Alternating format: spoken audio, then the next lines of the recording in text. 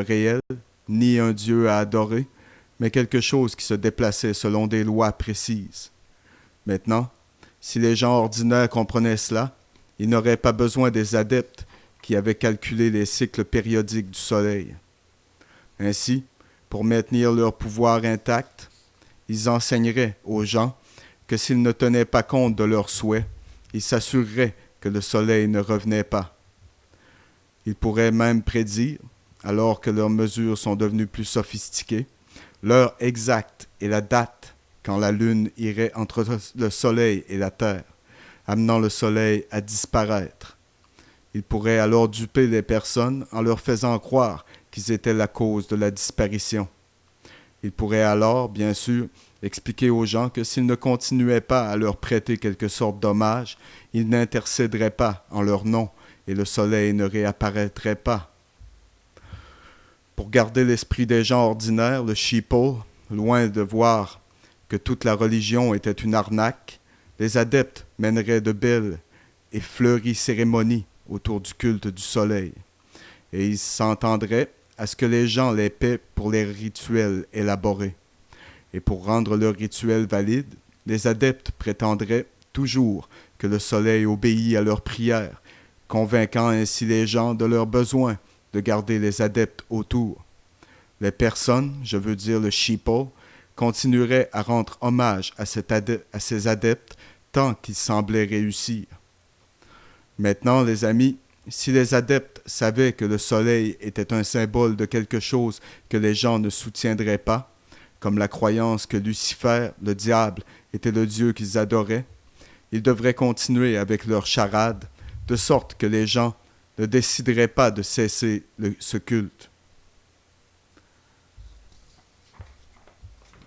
Parce que si le sheeple réalisait cela, ils ne soutiendraient plus leurs activités.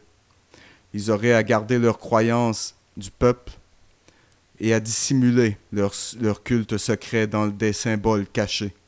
Ainsi, le culte du Soleil en tant que religion prospéra.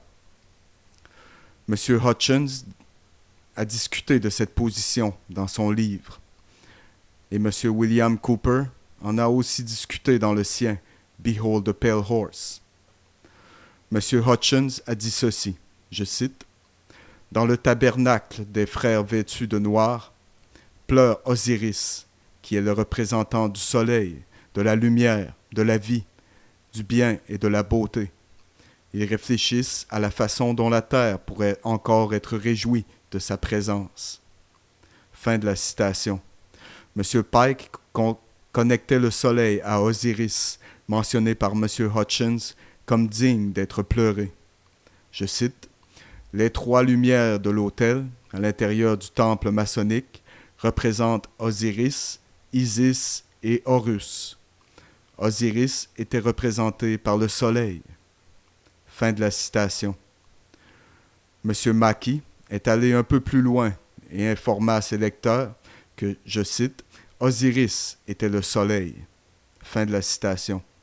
Dans son livre intitulé Introduction to Freemasonry, Carl H. Claudy, l'auteur, lui-même franc-maçon, connectait le culte du soleil avec des cérémonies à l'intérieur de la loge maçonnique.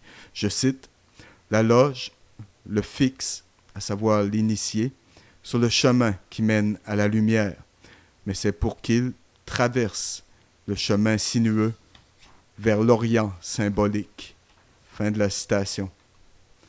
Le soleil physique se lève à l'est, et les francs-maçons expliquent que leur recherche de la lumière commence à l'est. Et notez que M. Claudy capitalise le mot « est », apparemment en signe de révérence de l'endroit où il croit que ce Dieu réside. Les francs-maçons disent au monde qu'ils circumambulent, définis comme marcher autour du sol du temple au cours de leur cérémonie d'initiation. M. Claudy explique pourquoi ce rite est effectué. Je cite, « Lorsque le candidat d'abord circule autour de l'autel de la salle de la loge, il marche étape par étape avec 1000 nuances d'hommes qui ont ainsi adoré le Très-Haut par humble imitation. Ainsi, l'idée de circumambulation n'est plus un simple défilé, mais une cérémonie d'importance, en reliant tous ceux qui y prennent part avec les aspirations spirituelles d'un passé obscur et lointain. Fin de la citation. Et c'est un fait historique que les Templiers également effectuaient la circumambulation autour de leur temple. Et il enseigne en outre à ses lecteurs les raisons pour lesquelles cette cérémonie s'inscrit dans le cadre de leur cérémonie. Je cite, « L'homme primitif encerclait des autels sur lesquels brûlait le feu qui était son Dieu, d'est en ouest en passant par le sud. Notez que le nord n'est pas inclus dans la cérémonie. L'importance de cette omission sera discutée plus tard. Mais la circumambulation est devenue une partie de l'ensemble des observances religieuses. » Dans une autre partie de son livre, Introduction to Freemasonry, M. Claudy a indiqué que ce type de marche est traçable aux anciennes religions du passé quand il a écrit ceci, je cite, « La circumambulation était dans les cérémonies de l'ancienne Égypte. » Fin de la citation. Donc, cette pratique des maçons modernes se fonde sur les anciennes pratiques païennes religieuses des anciens. Ainsi, les maçons nous disent que l'homme primitif se promenait en rond parce qu'il adorait le soleil. Ensuite, ils nous disent qu'ils le font pour les mêmes raisons. Il y a des raisons pour lesquelles le nord, comme un endroit à visiter dans leur marche vers le sol du temple, n'est pas compris dans les rites d'initiation. Et 6 des plus grands écrivains maçonniques nous ont dit pourquoi il en est ainsi. Capitaine William Morgan a offert à ses lecteurs cette explication avec ce commentaire de son livre, la rédaction pour laquelle il a été assassiné. Je cite, « Nous avons, donc, maçonniquement, fait du Nord un lieu de ténèbres. » Fin de la citation. M. Mackey a confirmé cette déclaration dans son livre. Je cite, « Le Nord est maçonniquement appelé le lieu des ténèbres. » Fin de la citation. Et M. Pike a confirmé les observations faites par les 2 autres francs-maçons avec cette déclaration. Je cite, « Pour tous les francs-maçons, le Nord a immédiatement été le lieu de ténèbres, et des grandes lumières de la loge, aucune n'est au Nord. » Fin de la citation. Et Kenneth Mackenzie a ajouté ses pensées de confirmation. Je cite, « Le Nord a toujours été estimé comme un lieu de ténèbres. » Fin de la citation. M. Hutchins est devenu le 5e écrivain maçonnique à confirmer ce détail. Comme il a dit ceci, je cite, « Comme dans les autres degrés, le rituel de clôture présente un résumé des leçons enseignées dans le degré. Nous entendons en Occident les aigles se rassembler et la ruine de la tyrannie est proche. Au sud, la vérité se bat contre les erreurs et l'oppression. Au nord, le fanatisme et l'intolérance déclinent. À l'est, les gens commencent à connaître leurs droits et à prendre conscience de leur dignité et que les rayons du soleil vont bientôt frapper les sommets des montagnes. » Fin de la citation. M. Hutchins a informé ses lecteurs que le Nord était où, je cite, « le fanatisme et la tolérance résidaient. » Ce qu'il entendait par là, et ce que le symbole du Nord représente, sera exploré plus tard.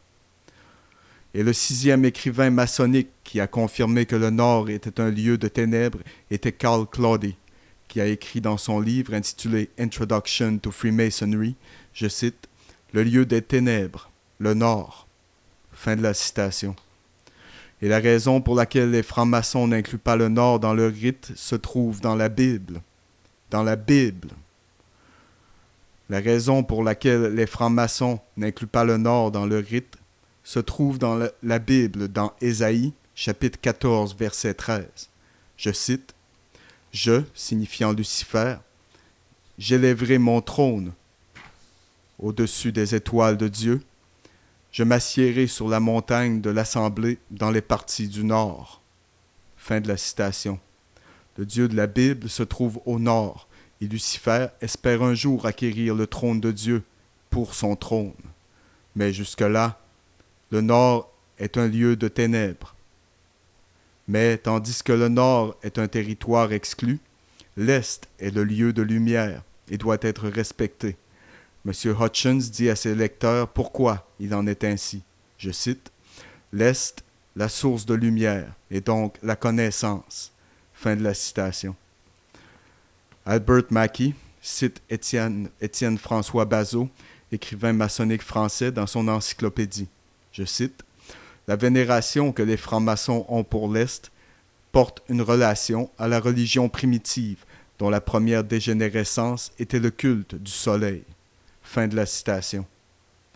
Rex Hutchins dit alors à ses lecteurs que les maçons déploient des lumières autour de la salle de la loge lors de la cérémonie d'initiation pour le 25e degré, appelé le Chevalier du Soleil. Et il écrit, je cite, « Le plafond doit être décoré pour représenter le ciel avec la lune, les planètes principales et les constellations Taureau et Orion. Une lumière puissante unique, un grand globe de verre représentant le soleil, est au sud. Dans un sens typique, la grande lumière vient du soleil et les transparences fournissent une lumière inférieure. Symboliquement, le soleil ou la grande lumière est la vérité et les lumières inférieures sont la représentation symbolique de l'homme de la vérité. M. Mackey discute encore de ce rite de circumambulation, comme il l'appelle, dans son encyclopédie. Il dit que le rite, je cite, « existe dans la franc-maçonnerie. Les gens marchaient toujours 3 fois autour de l'autel en chantant un hymne sacré. En formulant cette procession, un grand soin était pris de se déplacer dans une imitation du cours du soleil. » Fin de la citation. Il a ensuite aidé le lecteur à comprendre cette pratique dans les temples maçonniques. Je cite, « Ce rite de circumambulation fait sans doute référence à la doctrine de l'adoration du soleil. » Fin de la citation. Toutefois, dans un autre des livres qu'il a écrit, M. Mackey indique directement que le rite est relié à l'adoration du soleil. C'est ce qu'il a écrit dans un livre intitulé « Manual of the Lodge ». Je cite, « La circumambulation parmi les nations païennes référait aux grandes doctrines de sabéisme ou culte du soleil. » Fin de la citation. Le sabéisme est défini par M. Mackey dans son encyclopédie comme, je cite, « Le sabéisme, le culte du soleil, la lune et les étoiles, l'armée des cieux. » Elle était pratiquée en Perse, Chaldée, Inde et d'autres pays orientaux à une époque reculée de l'histoire du monde. Fin de la citation. Il a ensuite ajouté ce commentaire plutôt énigmatique, je cite, « Et bien que le dogme de l'adoration du soleil n'existait pas bien sûr dans la franc-maçonnerie, nous trouvons une allusion à cela dans le rite de circumambulation qu'elle préserve. » Fin de la citation. Maintenant, on peut comprendre que M. Mackey entend par cette remarque « Les francs-maçons n'adorent pas le soleil, ils adorent le soleil, avec un S capital. » Alors, il disait la vérité, mais en la dissimulant dans un langage symbolique, car il a écrit « soleil » avec un petit « s ». Vous devez comprendre la symbolique des écoles des mystères, ou vous ne comprendrez jamais rien, chers auditeurs et auditrices. M. Hutchins a alors spontanément indiqué que dans le 12e des 32 degrés, le rite de circumambulation est préservé. Et il écrit, je cite, « Dans tous les degrés du rite écossais jusqu'ici, le candidat a fait 21 circuits prescrits autour de l'autel. Ce degré ajoute 7 pour un total de 28. » Fin de la citation. Et cette pratique, appelée circumambulation, est dérivée des anciens et existait chez les Romains, les Sémites, les Hindous et d'autres. On croit